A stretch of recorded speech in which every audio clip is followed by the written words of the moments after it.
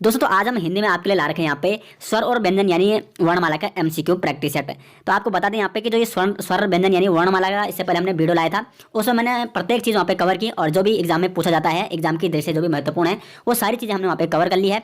और यहाँ पे वो टॉपिक तो कंप्लीट हो चुका है, इसलिए मैं यहाँ पे इसके एमसीक्यू प्रैक्टिस सेट आज लेके आया हूँ ताकि आपकी जब आप एग्जाम देने जाओगे तो आपकी प्रैक्टिस वहाँ पे बनी रहे और आप आज आसानी से कोई भी क्वेश्चन सॉल्व कर सको। तो यहाँ पे जो भी टॉपिक हम कंप्लीट कराएंगे तो वहाँ पे हम उसके अगले दिन प्रैक्टिस सेट उसके ले आएंगे प्रत्येक टॉपिक के। तो आपको प्रैक्टिस सेट भी देखना है और उस पर प्रैक्टिस आपको करनी है। तो चलिए दोस्तों आज की वीडियो शुरू करते हैं।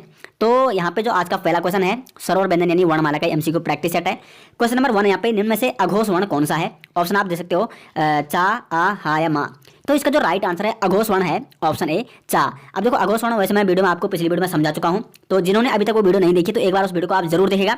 और जितने भी यहाँ पे एमसीक्यू है आपको सारे आसानी से फिर आ जाएंगे और सबको आप सॉल्व कर पाओगे। तो जो अघोष होते हैं प्रत्येक व्यंजन की बात करें तो प्रत्येक जो वर्ग है कवर हो गया चवर का, उसका पहला और दूसरा व्यंजन होता है अघोष। तो इसमें चवर का पहला व्यंजन यहाँ पे चा, तो इसलिए क्या है अघोष है। बाकी जितने भी स्वर हैं वो सब क्या होते हैं सघोष होते हैं। और प्रत्येक वर्ग के तीसरे चौथे और पांचवें जो व्यंजन होते हैं वो भी क्या होते हैं सघोष होते हैं। सारी चीज़ आपको नोट करनी, वैसे आपको मैंने पिछली वीडियो में बता रखा था। तो इसका क्या है पहले का ए ऑप्शन राइट आंसर है। क्वेश्चन नंबर 2 है दोस्तों, अक्षर किसके संयोग से बना हुआ है? देखो जो अक्षर है वो क्या है एक संयुक्त व्यंजन है, यानी दो व्यंजनों से मिलकर ये बना हुआ है। तो ये किसके संयोग से बना है? का सा, का और सा ये तालव्य सा है, का अच्छा या का और चा से। तो इसका जो राइट आंसर है ऑप्शन नंबर ए। तो का और जो ये मूर्धन्य सा है इससे मिलकर बना हुआ है आपका अक्षा। अब देखो ये अक्षा क्या है एक संयुक्त व्यंजन है जो दो व्यंजनों यानी का और सा से मिलकर बना हुआ है। और अन्य संयुक्त व्यंजन कौन कौन से हैं? एक अच्छा हो गया और एक हो गया तर्रा, एक हो गया ज्ञा और एक हो गया आपका स्रा। तो ये चार क्या है यहाँ पे संयुक्त व्यंजन ही आपको नोट करने हैं। क्वेश्चन नंबर 3 है यहाँ पे निम्न में से स्पर्शी व्यंजन कौन से हैं? था, सा या हा। तो इसका जो राइट आंसर है ऑप्शन ए था एक स्पर्शी व्यंजन है। देखो जो स्पर्शी व्यंजन होते हैं ये टोटल 25 होते हैं और कवर हो गया 5 कवर के हो गए, 5 चवर के हो गए, 5 टावर के हो गए, 5 टावर के हो गए और 5 पावर के हो गए। तो 5, 5, 10, 15, 20, 25 ये पांचों क्या है 5 5 करके जो टोटल 25 होते हैं इनको कहा जाता है स्पर्शी व्यंजन। तो इनमें से जो ये था है ये आता है आपका तवर्ग में। तो तवर्ग के क्या है जो 5 व्यंजन है वो क्या है स्पर्शी व्यंजन है। तो इसमें से जो था ऑप्शन है वो बिल्कुल यहाँ पे राइट आंसर है ऑप्शन ए क्या यहाँ पे स्पर्शी व्यंजन है।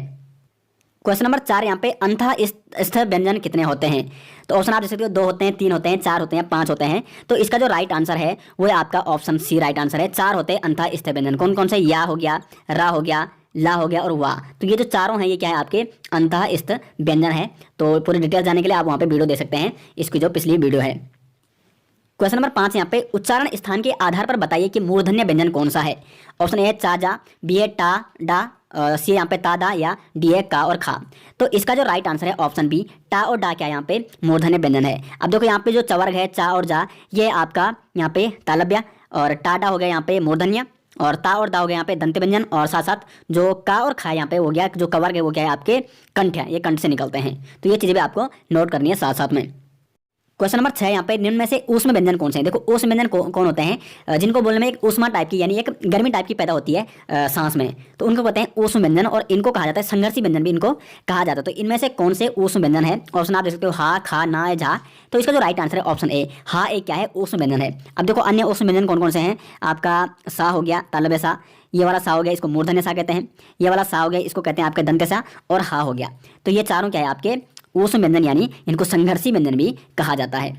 क्वेश्चन नंबर 7 यहाँ पे निम्न में से महाप्राण वर्ण कौन सा नहीं है? देखो यहाँ पे क्वेश्चन क्या है महाप्राण वर्ण कौन सा नहीं है ये आपको बताना है। तो महाप्राण कौन होते हैं? जिनको बोलने में मुंह से अधिक वायु निकलती है। तो ऑप्शन है आ, बी यहाँ पे छा और झा, सी यहाँ पे पा और बा और डी यहाँ पे था और धा। तो इसका जो राइट आंसर है ऑप्शन सी पा और बा क्या है महाप्राण नहीं है। देखो प्रत्येक व्यंजन की बात करें तो प्रत्येक वर्ग का पहला और तीसरा और पांचवा ये क्या होते हैं अल्प प्राण होते हैं, पहला तीसरा और पांचवा। तो देखो पा क्या है पहला वर्ण है पवर का और फिर फा दूसरा है और बा क्या यहाँ पे तीसरा है।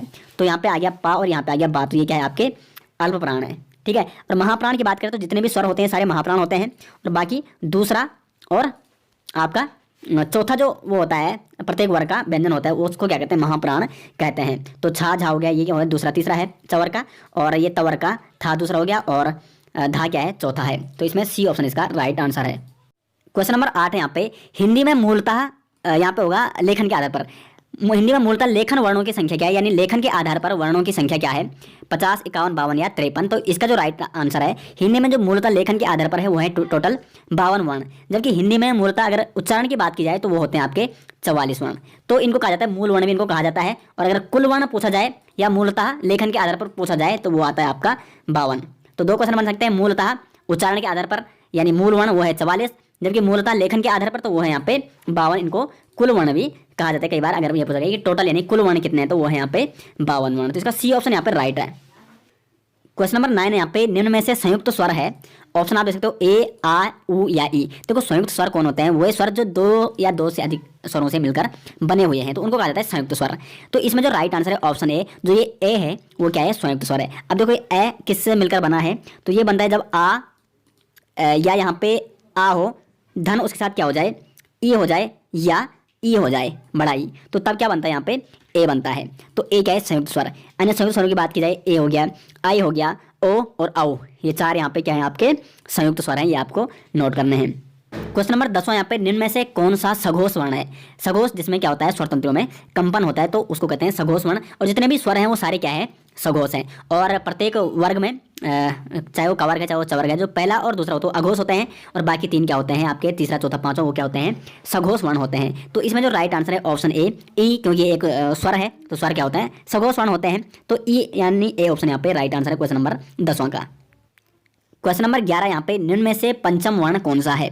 तो पंचम वर्ण कौन होते हैं, आपको पता है कि प्रत्येक जो वर्ग होते हैं व्यंजन में, कवर्ग हो गया चवर्ग, उनका जो अंतिम वर्ण होते हैं उसको कहा जाता है पंचम वर्ण। कवर का हो गया गा, चवर का हो गया या, और आपका टवर का हो गया ना, नवर का हो गया तवर का हो गया ना, और पवर का हो गया माँ।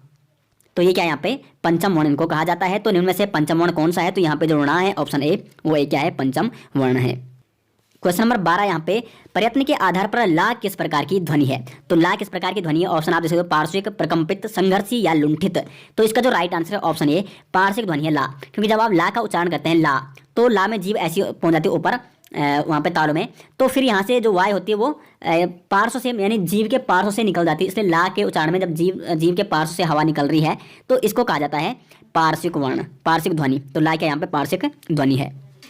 क्वेश्चन नंबर 13 यहाँ पे, निम्न में से कंठ औष्ठ्य यानी जो कंठ और औष्ठ्य दोनों से, मतलब कंठ और औष्ठ्य दोनों से जिसका उच्चारण होता है वो कौन सा वर्ण है। ऑप्शन आप देख सकते हो टा, उ, ओ या खा। तो इसका जो राइट आंसर है ऑप्शन सी, जो ओ है वो क्या है, कंठ और औष्ठ्य, इसका उच्चारण दोनों से होता है इसलिए इसको कंठ औष्ठ्य वर्ण कहा जाता है।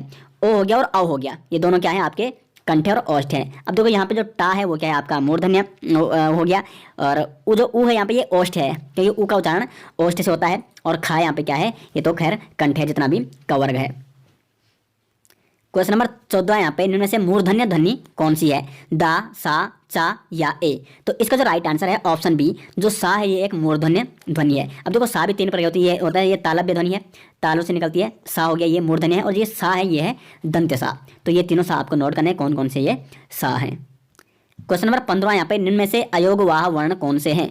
अयोगवाह स्वर, ठीक है, अयोगवाह क्या होते हैं, स्वर होते हैं, और ये कौन से हैं, तो ई है, आ है, अंग आ है, या फा और वाह है। तो इसका जो राइट आंसर है ऑप्शन सी, ये अंग हो गया, अनुस्वर हो गया, और आ हो गया, इसको विसर्ग कहा जाता है। तो इनको क्या कहा जाता है, अयोगवाह का स्वर्ण, अयोगवाह का स्वर भी कहा जाता है। तो इसलिए इसका सी ऑप्शन यहाँ पे राइट आंसर है। क्वेश्चन नंबर 16 यहाँ पे, हिंदी वर्णमाला में उच्छिप्त व्यंजनों की संख्या कितनी है। देखो उच्छिप्त व्यंजनों को यहाँ पे द्विगुण व्यंजन भी कहा जाता है। तो यहाँ पे 1 है, 2 है, 3 है या 4 है। तो इसका जो राइट आंसर है ऑप्शन बी, उच्छिप्त व्यंजन यानी जो द्विगुण व्यंजन है वो है 2। अब कौन कौन से, एक हो गया ढ़ा ना, एक हो गया ढ़ा और एक हो गया ढ़ा। अब देखो इसको उच्छिप्त क्यों कहा जाता है, कि उनके उच्चारण में क्या हो रही है, जीभ अचानक से ऊपर जाती है और फिर नीचे उछल जाती है, तो उछलना मतलब उच्छिप्त व्यंजन। तो इस प्रकार से आप ढ़ा और ढ़ा, तो इस प्रकार आप इसको नोट डाउन कर सकते हैं और इसको याद कर सकते हैं। तो उच्छिप्त व्यंजन को द्विगुण व्यंजन भी कहा जाता है। क्वेश्चन नंबर 17 यहाँ पे, निम्न में से अर्ध स्वर कहलाता है, वा, ला, रा या छा। तो इसमें जो राइट आंसर है ऑप्शन ए, जो वा है ये अर्ध स्वर कहलाता है। देखो या और वा ये दोनों अर्धस्वर कहलाते हैं। ला हो गया आपका पार्श्विक, जिससे जो वायु है वो जीभ के पार्श्व भाग से बाहर निकल रही है, और रा को कहते हैं लुंठित। और संयुक्त रूप से अगर सभी की बात की जाए तो ये 1, 2, 3, 4 ये चारों क्या कहलाते हैं, यहाँ पे अंतःस्थ व्यंजन कहलाते हैं। क्वेश्चन नंबर 18 यहाँ पे, निम्न में से अल्प प्राण ध्वनि है। देखो अल्प प्राण ध्वनि क्या होती है, जिसको बोलने में यानी कम वायु निकलती है। अब देखो यहाँ पे अगर हम स्पर्शी व्यंजनों की बात की जाए तो इनमें से जो 5 वर्ग हैं तो उसमें प्रत्येक वर्ग का पहला हो गया, तीसरा और 5वां ये क्या है आपके अल्प प्राण है, लेकिन यहाँ पे एक ठा दे रखा स्पर्शी व्यंजन, तो ये क्या है, ये दूसरा है टावर का, तो ये तो हो नहीं सकता, ये महाप्राण है ठा। अब बात करते हैं रा, हा और सा। तो हा और सा हो गए यहाँ पे, इसको कहते हैं संघर्षी या उस व्यंजन। तो उस व्यंजन कितने हैं, 4 है टोटल। सा हो गया, सा हो गया, सा और हा, और ये चारों क्या है यहाँ पे महाप्राण हैं। तो अब बचा यहाँ पे रा, तो जो रा होता है उसको कहा जाता है अल्प प्राण। इसका ए ऑप्शन यहाँ पे राइट आंसर है। देखो रा यहाँ पे आता है अंतःस्थ व्यंजन में, तो अंतःस्थ व्यंजन में या हो गया, रा हो गया, ला हो गया और वाह हो गया, ये चारों क्या है यहाँ पे अल्प प्राण है, ये आपको नोट करने हैं। क्वेश्चन नंबर 19वां यहाँ पे, हिंदी वर्णमाला में मूल वर्णों की संख्या कितनी है। ऑप्शन आप यहाँ पे देख सकते हो 52, 44, 42 या 39। तो जो मूल वर्ण है इनको हम बोल सकते हैं कि ये क्या है आपके उच्चारण के आधार पर। तो उच्चारण के आधार पर यानी जो मूल वर्ण है वो यहाँ पे 44, जबकि लेखन के आधार पर यानी कुल वर्ण कितने हैं, मूलतः कुल वर्ण या मूलतः लेखन के आधार पर, तो वो यहाँ पे 52 वर्ण। तो टोटल यहाँ पे 52 हो गया और मूल वर्ण कितने यहाँ पे 44 हैं। क्वेश्चन नंबर 20 और आज के लास्ट क्वेश्चन है, रा और ला का उच्चारण स्थान है, दंत है, कंठ है, दंतमूल है या मूर्धन्य है। तो इसका जो राइट आंसर है, रा और ला का उच्चारण स्थान क्या है, दंतमूल है, यानी दंत के जो मूल से निकल रहे हैं तो इनको कहा जाता है दंतमूल। तो ये है रा और ला। तो दोस्तों ये हो गए टोटल 20 क्वेश्चन। और अगर आपने पिछली वीडियो देखी होगी हमारी, जिसमें हमने वर्णमाला से संबंधित सारी चीज़ें एक एक करके बताई थी, तो आपको आसानी से सारे क्वेश्चन आ गए होंगे। और अगर जिसने अभी तक भी नहीं देखी तो उस वीडियो को देख सकते हैं, और फिर यहाँ पे प्रैक्टिस सेट इसको एक दो बार अगर आप देखोगे तो आपको आसानी से स्वर और व्यंजन आपको आसानी से वहाँ पे आ जाएंगे। तो दोस्तों ये थी आज की वीडियो, और नेक्स्ट जो टॉपिक होगा संधि का, तो उसके जैसे ही संधि का टॉपिक कंप्लीट होता है उसके बाद उसके भी प्रैक्टिस सेट लेके आएंगे। कोई भी हिंदी का टॉपिक कंप्लीट होता है तो उसके बाद उसके एमसीक्यू प्रैक्टिस सेट जरूर आएंगे। तो आप दोनों